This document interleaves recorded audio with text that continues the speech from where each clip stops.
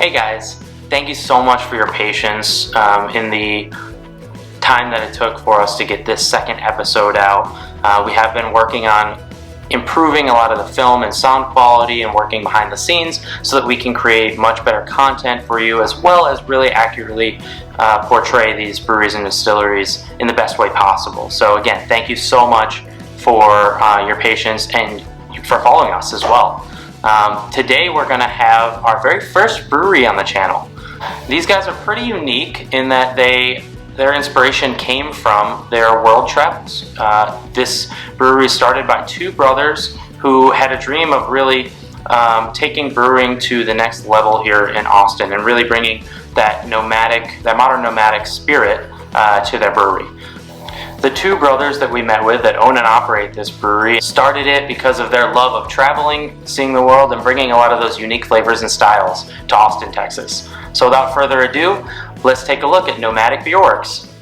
This is Bryce and Daniel at Nomadic Beerworks. I'm Dan Tyransky, one of the co-founders here at Nomadic Beerworks, one of the CE bros, as I like to say. I do kind of all of our sales and marketing work and our design. So from chapter design to graphic design, I'm that creative guy. Yeah, hey, I'm Bryce. I'm the other brother here, co-founder as well. I am the head brewer in charge of our beer program as well. Basically taking care of everything that goes on in the back of the house. So from recipe development to brewing the beer to cleaning the kegs, I'm that guy. Yeah. Man of many talents. That's right. That's right. Kick it off for me just talking about how you got your start. What inspired you guys to start a brewery?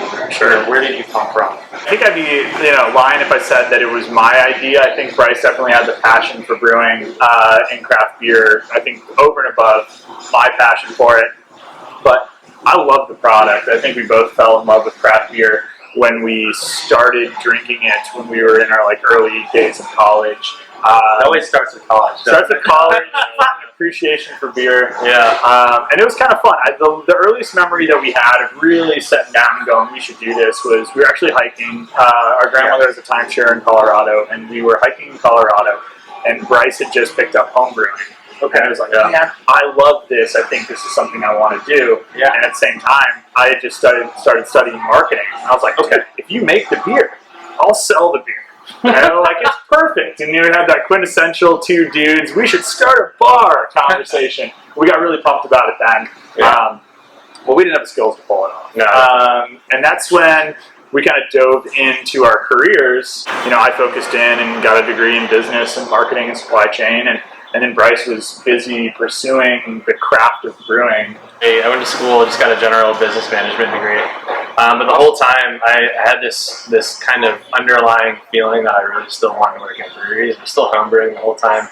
And we did a bunch of traveling right after school and college, and then I dove into breweries. So instead of going for a formal brewing education, I started from the bottom.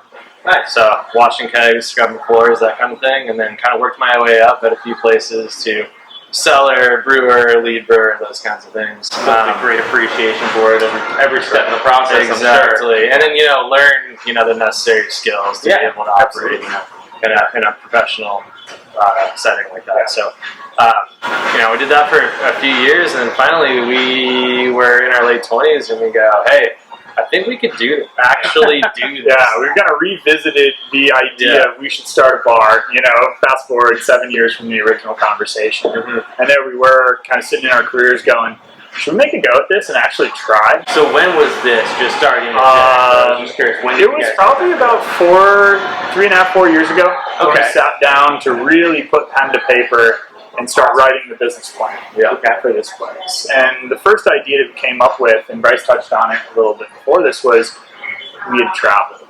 And we fell in love with this idea of traveling and experiencing the best that the world had to offer.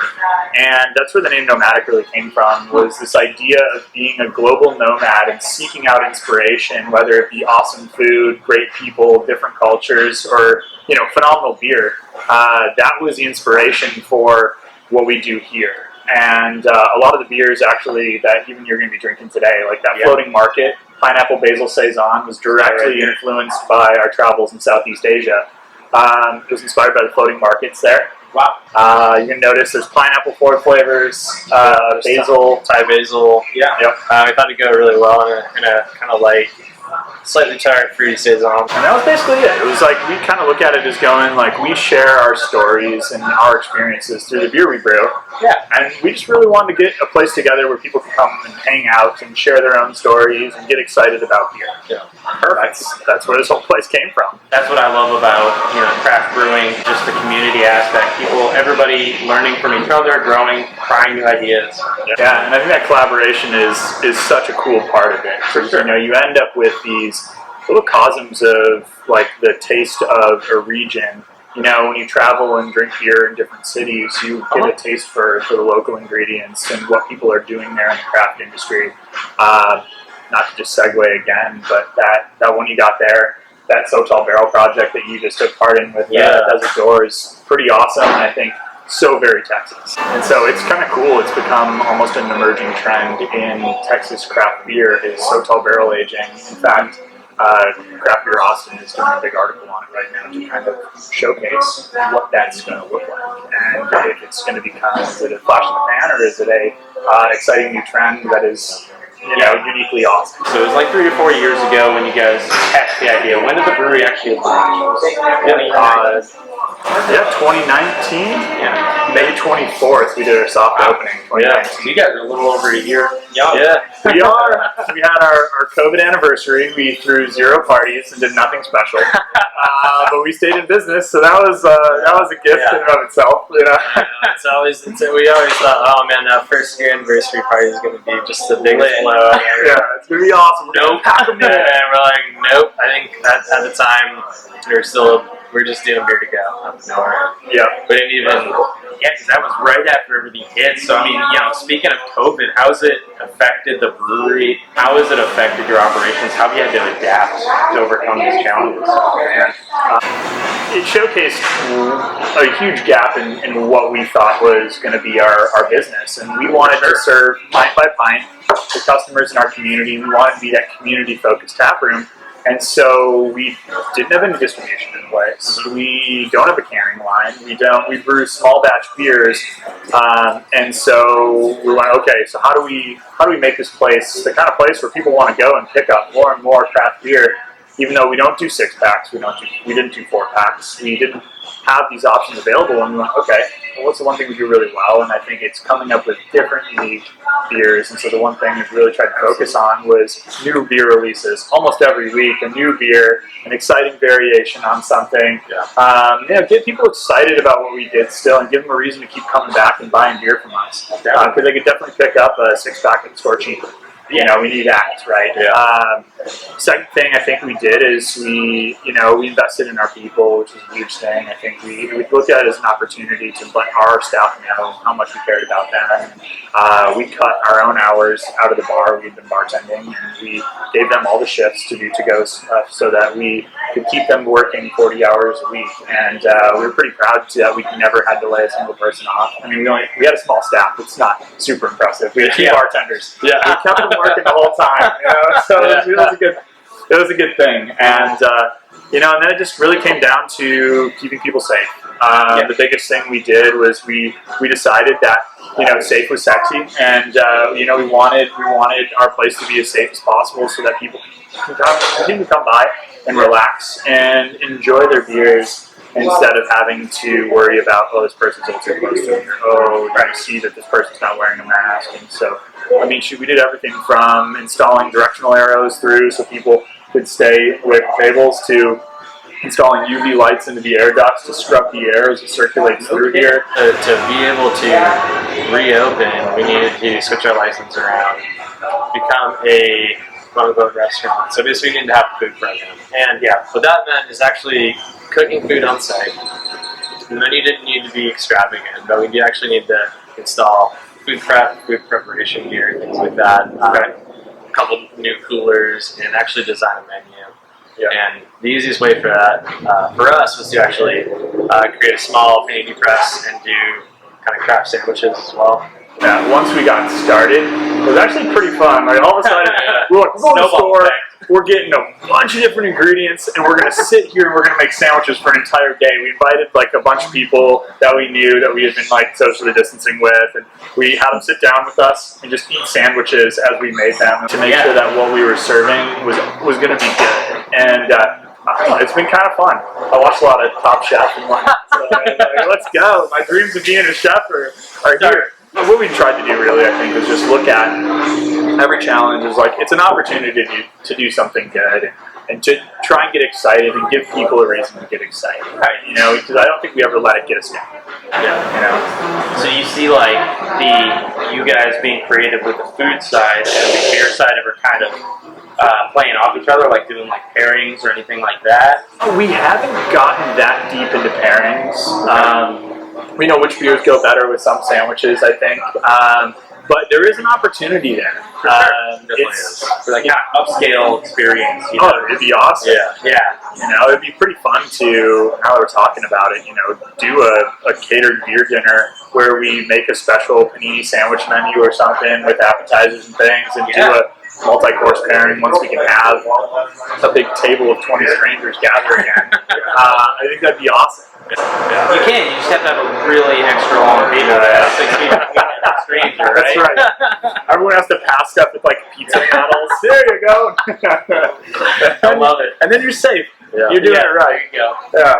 All right. We're in the corner of the market. There you go. So let's shift gears and talk a little bit about the beers themselves. So you know, where did you guys start? Like, what was the first beer, or what were the first, you know, handful of beers that you guys made that you brought to once the brewery actually became a brewery, right? Yeah, we wrote recipes and had an idea of like how we're gonna launch this place. And at the time, we only had a couple fermenters, and so we had to be we launched with 5 beers, basically. Yeah.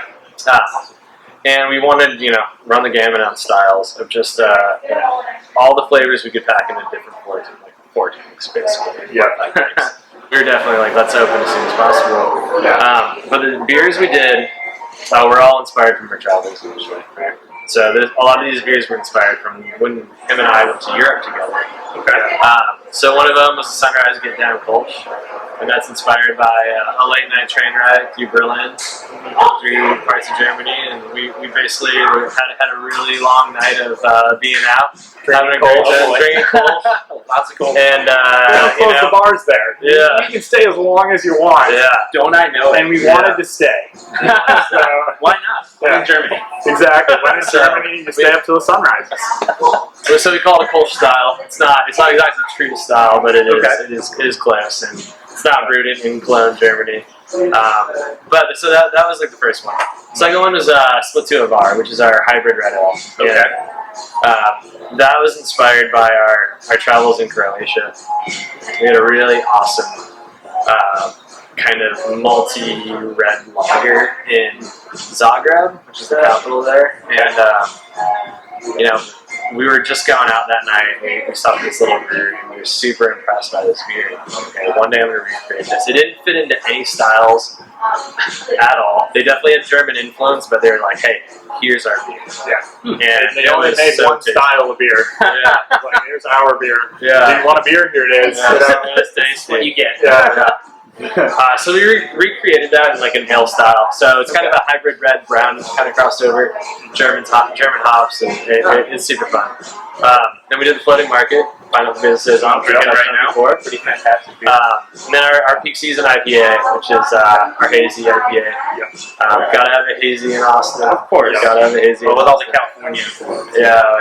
You need everybody happy. There's a lot of haze bros. Yeah. Yeah. And so the name peak season comes from one of our staff here. She's from New England, Vermont area. And peak season is when the leaves start to change. Oh yeah. Turn to those beautiful fall red, orange, amber colors, and so that's kind of the inspiration behind the name there. Yeah, but I think that was kind of the approach, even at the beginning, and I think to this day that we try and keep is we want to have something on the menu for everybody. We look at ourselves as a style-based brewery. We don't do just German styles. We don't do just, American styles. What we really try and do is make a diverse array of beers. We have a little something for everybody. And I think that first menu really highlighted that. The only difference now is instead of having 4 beers on tap, we have 12. But we try and keep that idea true to having a little something for everybody. Yeah, for sure. And furthermore on that is my philosophy when it comes to beer making is to keep it you can throw a bunch of different flavors in there, but keep it balanced and keep it approachable for people. So just like that floating market, you can get the pineapple, you can get the basil, but it's not going to overpower you and go. Less can be more. Absolutely. Yeah. And that's the same approach we take to our stouts and our pilsners and IPAs and things. We got to balance it out and keep it, because I want, there's something, we do for instance, we do a mango chili whip. So very easy to overdo something like a pepper beer. Yeah, sure. Yeah. But if you keep that balanced and approachable, and just you get that hint of pepper that's complex, and you can have another one. That's kind of our goal here. Have people enjoy it and go, wow, I will actually take another one. Here's people going to want to knock back. That's right, man. That's right. Responsibly. It's like the flavor. Yeah, exactly. Well, the flavor doesn't have to be the defining characteristic. It can be the supporting actor, right? It can be the thing that elevates the base style, and I think that's kind of how a lot of these are treated. Yeah, absolutely. Yeah. Well, it's always good to have, just good refreshing beers that aren't focused more on the flavor. It's more of just a crisp, clean, smooth beer.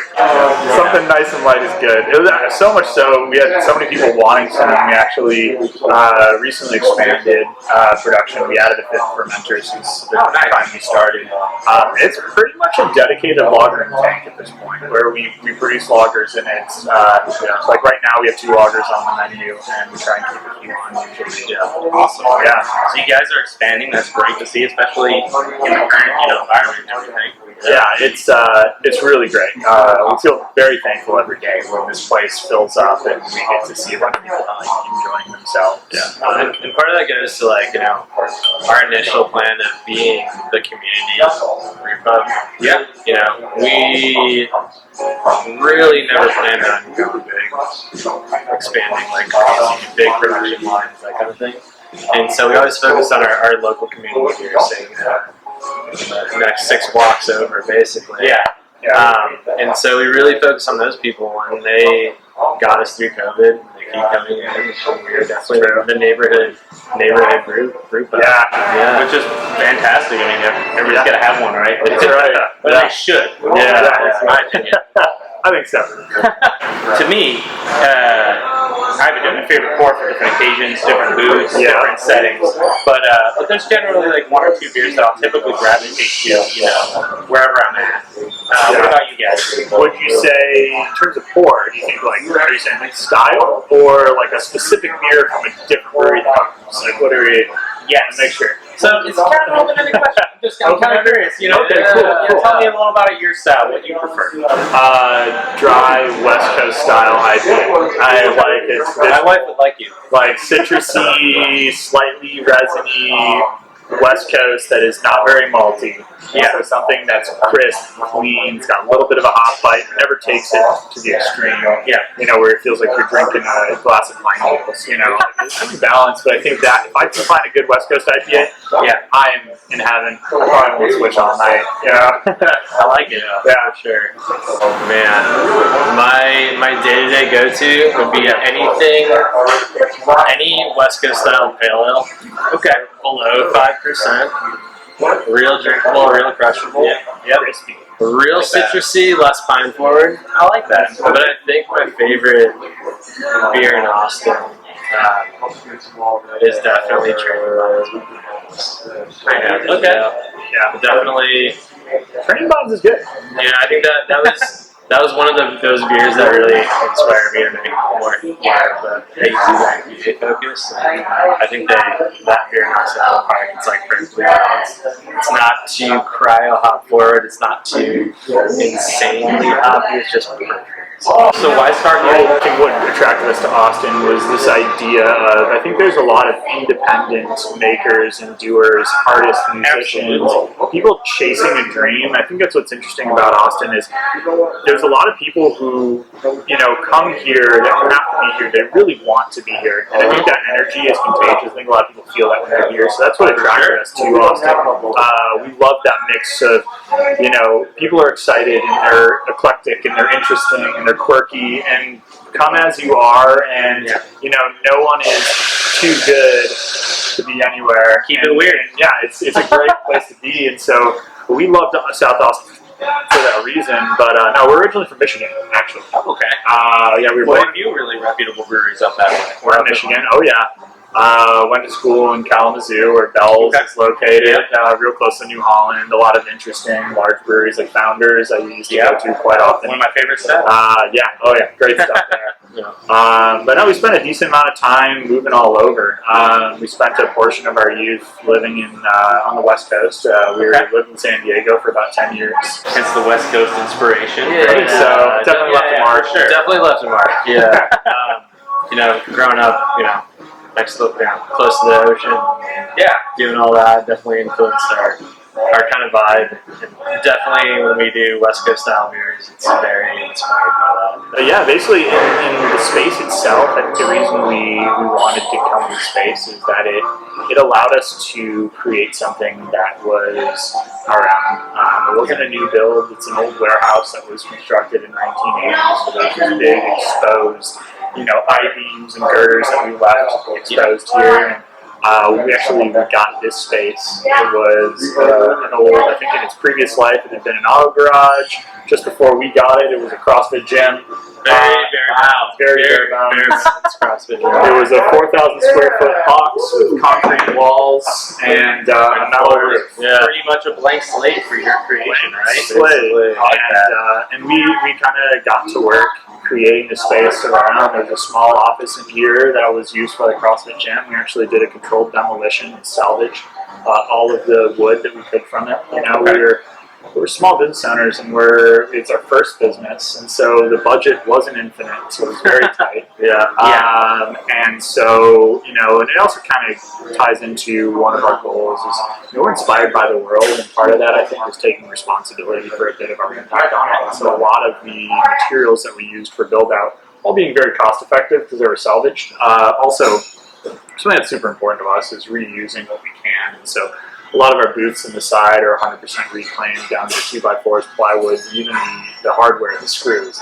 The cedar pickets that tile the front of the bar there, they're from that fence that got torn down in South Austin that we saw on Craigslist for free, and we brought it here and we repurposed those pickets. The lights above us are reclaimed. It's actually a spring mattress that's wrapped in pallet wood. So all that's pretty cool. Interesting kind of eclectic fixtures, and we did all the work ourselves. What's kind of fun is, so this is a bit of a Frankenstein system. The things that were super necessary that needed to be brand new, we definitely invested in those, but there's certain things that we could get used and build ourselves. To produce the same quality beer. Yeah, so we traveled all over when we started this place. It was really funny. He would be scouring forums, be like, I found this great cold box. It's in a barn in Pensacola, Florida. We'd be like, sweet. Well, can we buy tickets? And then if we buy it there and we rent a U-Haul and drive it back, it'll be cheaper than anything else we can get new. Yeah, we'll save like $2,000. Okay, we're in. And the next thing you know, we're on a plane, we're flying out. This bad boy is actually that cold box. Cost benefit analysis. Done. So let's go and let's have an adventure. So we did. I like it. Yeah, and a lot of the pieces are kind of like that too. Our chiller that chills the glycol is from Fort Collins, Colorado. We did a similar thing from a brewery named Funkworks. I don't know if you've heard of those guys. I haven't. Yeah, they make some really nice sour beers. Yeah. Wow. Very fitting for our name. It's pretty fantastic. Very definitely fitting. nomadic. For sure. Out of necessity, Yeah, we can step onto the brew. I can check it out. Let's do that. A full tour. And right now, everything that we produce is served in-house. Okay. It's one of those things where we size this just to be able to produce enough beer for our tap room. Smaller scale, We get to brew whatever we want. You know, obviously got to make beer that sells, but at the same time, you know, we get to play around a little bit and have fun with it. Yeah. Who doesn't like having fun at work? It is way more. You know, it's the creative side that you know gets us a little more excited. It's that saying, do a job you love and you'll never work a day in your life. That's it. That's definitely it. It's definitely I love it. Yeah. Yeah. Awesome. You work 2 days every day. Yeah, I like it. That's entrepreneurship for you. Yeah, lots of hours. It's okay. It's a lot of hours, but it's worth it. Yeah. But you're right. You know, it is. It's one of those things where you enjoy it. You really do. Absolutely. Awesome. Thanks so much for joining us today. We had a blast with guys at Nomadic Beerworks. Just wanted to take a minute to wrap up our episode. First, I want to thank Daniel and Bryce, the co-owners of Nomadic Beerworks, for taking their time to talk to me today. I had a great time, and I really appreciate all that they're doing and enjoyed all of the beers that I tried at the brewery itself. One point that I was very impressed with is that from the start of COVID until now, especially since it was within their first year of starting up as a brewery, they didn't let anybody go, and they're working their hardest to make sure that they don't let anybody go. They're based entirely around the travel and the spirit of the modern nomad, so that's a really cool concept, and honestly it's reflected very well in the beers, and hopefully we'll continue to grow and share those concepts with the drinks as well as the food. And even though they're brewing internationally with their different styles and flavors inspired by their travels, they still have a little bit of that Texas heart in there with their So Tall barrel-aged offering. Another awesome point, which really fits in with the style here in Austin, Texas, is that they repurposed most of the materials used in the bar, tap room, and even in the brewery itself. They turned it into more of an adventure than a business, which you gotta love to see that spirit still alive and well within the brewery. I thoroughly enjoyed myself today, meeting them and learning more about the brewery, and I know you'll enjoy yourself too. So take some time to get down to South Austin and see Nomadic Beerworks. Until next time, keep pouring.